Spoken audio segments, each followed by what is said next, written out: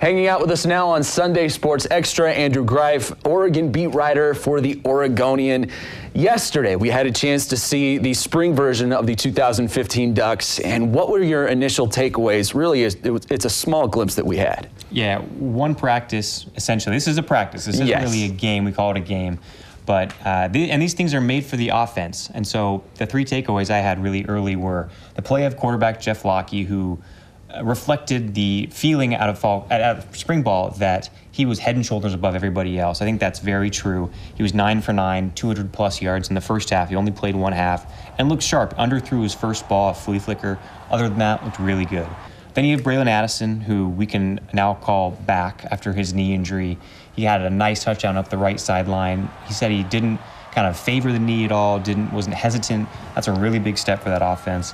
And then also Charles Nelson, who's the multi-talented player who Oregon's defensive staff and offensive staff jokingly said they're going to have a fight over the next basically 3 months of the season, because he had 5 catches, 144 yards in the first half, also an interception, an over-the-shoulder Willie Mays style. Those three things show that the Oregon offense, to me, should be maybe not Marcus Mariota levels, but will still be hopefully very productive.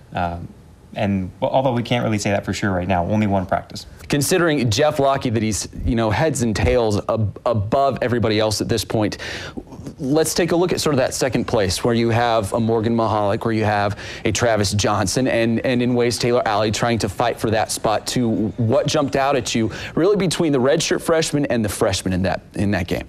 You know, Travis Johnson, he made big leaps in spring ball from practice 1 to 15, but that's to be expected, or at least should be expected when you come in so cold out of high school. He should be a high schooler right now, going to prom. Instead, he's throwing in front of 35,000 people. He made good strides, but you would hope that would happen. Nonetheless, he's not in the running for quarterback. He's just too inexperienced. So then you look at Taylor, and then you look at Morgan. Those guys, I think, have good upside, but I don't consider them really serious challengers. It's all about Vernon Adams. He is going to be a guy who does things differently than Jeff does, has different strengths. But his big weakness is, of course, he doesn't have years of experience like Rocky does in the playbook. That counts for something, and we'll find out how much in August.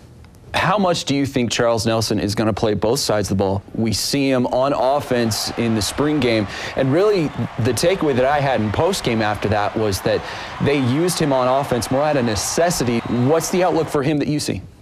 I think he play a little bit of both. I don't know quite his intentions. Helford said he will play anywhere. It's not like he has this really diehard preference of which way he wants to go. He didn't look fantastic at cornerback today, but I wouldn't expect him to do. He's only played it for a month. He got burned a couple times, but did have a nice pick. Sounds like he's up for that. Very sharp mentally.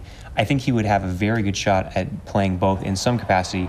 But remember, these are two really hard positions. Right. Corner and receiver. It's not necessarily kind of running back and linebacker like we've seen some dual threat players in the Pac-12 do, Shaq Thompson, etc. I think that it's a really tough assignment. He could do it though. I think that if Darren Carrington does not play early next season because of his ineligibility from the drug suspension, I think you might see Charles Nelson slot in at wide receiver to give them some depth there. Not that they don't have depth, but just I think that he would fill that void pretty well. Given the short glimpse, the very brief glimpse that we've had here in spring, is there any outlook you could give us for August, for September, when fall camp comes and when the regular season actually begins? I think the outlook is offense should be okay. You look at the quarterback situation, there's a lot of uneasiness right now, but Adams should be pretty good. He's a quick on the fly guy. We visited him last week in Cheney, Washington. He's very capable, very quick, high football IQ, they like to say up there. Locke, of course, all that experience. I think it's about defense, where you look at the defensive line is rebuilding with Eric Armstead and Sam Camp gone. Secondary, of course, is rebuilding with 3 starters gone and a lot of young guys like Ugo Amadi who are going to be potentially slotting in. And then linebackers weren't very good last year, and they have all the experience. So there's 3 levels of question marks on defense, and while they will make a lot of changes and make a lot of strides, that's obviously the one, just because of all the people they lost, that I think is naturally the place most attention or concern will be directed.